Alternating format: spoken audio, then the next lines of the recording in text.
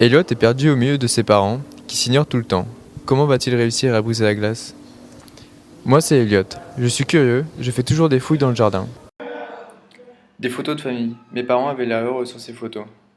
Des fois, je me demande comment on est arrivé là. Mes parents passent des journées entières sans s'adresser la parole. Je peux sentir que quelque chose ne tourne pas rond. Il n'est jamais présent. Il rentre de plus en plus tard de son travail et il revient toujours épuisé. Il va directement se coucher. Je voudrais juste qu'il passe plus de temps à la maison. Je sais que je ne suis pas souvent là, mais j'ai besoin de décompresser. Un foyer à nourrir, c'est beaucoup de travail et de pression. Seulement, à chaque fois que je rentre à la maison, elle ne fait que des reproches. Aujourd'hui, je me lève un peu plus tôt que d'habitude. J'entends des cris venant de la salle à manger, et je comprends vite qu'ils se disputent, et pas qu'un peu. Submergé par un mélange de tristesse et de colère, je me dirige vers la colline. Il pense qu'il a juste brisé une assiette, qu'il peut simplement en acheter une nouvelle. Pourquoi ne veut-il pas comprendre que c'est plus que ça? Arrivé au sommet de la colline, j'explose en larmes. Je suis fatigué de toutes ces tensions à la maison. En plus, je suis sûr qu'ils n'ont même pas vu que je suis parti.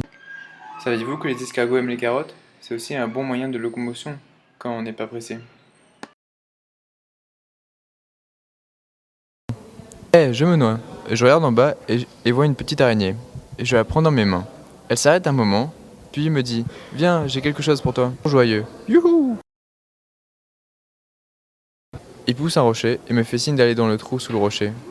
J'y mets ma tête et j'y découvre un orchestre de toutes les petites araignées. La musique apaise mes larmes et me rend ma sérénité. On est un petit groupe d'araignées qui parcourt le monde à dos d'escargots. Il nous faut toujours une année complète pour faire une tournée. De retour à l'extérieur, je me mets à expliquer mon problème à la petite araignée. Va leur parler, mais... Allez, tu sais que c'est la meilleure chose à faire. Je me mets en route, l'araignée sur mon épaule. J'ai beau être une mouette, j'aime bien porter des bébés. Ça aide un peu les cigognes et puis c'est plutôt marrant. Une fois arrivé, je peux entendre qu'ils se disputent encore. Je prends mon courage à deux mains et j'ouvre la porte. Je me mets alors à leur parler, parler et parler. Après de nombreuses discussions, ils décidèrent finalement de se séparer, pour le bien-être de leur foyer. Ça a toujours été comme ça. Quand tu rencontres un problème que tu ne sais pas résoudre, tu t'enfuis. Après tout, c'est plus facile. Tu ne comprends pas. J'ai une tonne de boulot et j'ai besoin d'avoir du temps pour moi. Et moi dans l'affaire. Tu sais, on n'est plus seulement deux à être concernés. Oui, je sais. Pourtant, tu ne fais jamais rien.